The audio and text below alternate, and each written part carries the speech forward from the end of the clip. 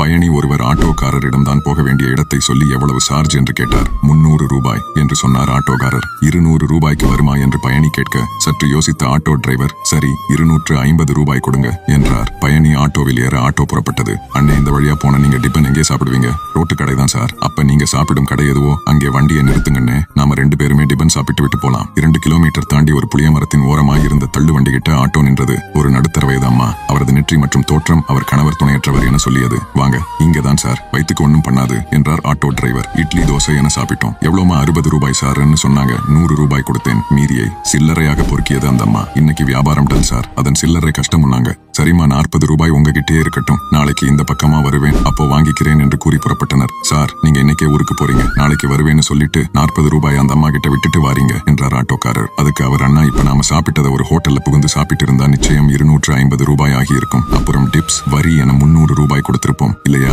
எப்பப்ப வாய்ப்பு கிடைக்குதோ அப்பப்ப இந்த மாதிரி ஆளுங்களுக்கு நாம உதவணும்னா நலச்சங்கம் அமைப்பது, வசூல் செய்வது, நன்கொடை கொடுப்பது, உண்டியல் போடுவது என இப்படித்தான் புண்ணியம் தேட வேண்டும் என்பதில்லை. நடைமுறை வாழ்க்கையிலே இப்படியும் தேடலாம் என்றார். ஆட்டோ வீடு வந்து சேர்ந்தது. இந்தாங்கண்ணா, நீங்க கேட்ட 250 ரூபாய் என எடுத்துக் கொடுத்தேன். 200 ரூபாய் போதும் என்றார். என்னாச்சண்ணா என்றேன். அந்த 50 ரூபாய் உங்ககிட்ட இருந்தா நீங்க இந்த மாதிரி யாருக்காவது உதவி செய்வீங்க சார், அதன் மூலம் எனக்கும் புண்ணியம் கிடைக்குமே சார் என்றார். ஒரு கணம் மூச்சு நின்றது. நான் போட்ட புண்ணிய கணக்கை விஞ்சி நின்றது இந்த ஆட்டோக்காரரின் புண்ணிய கணக்கு.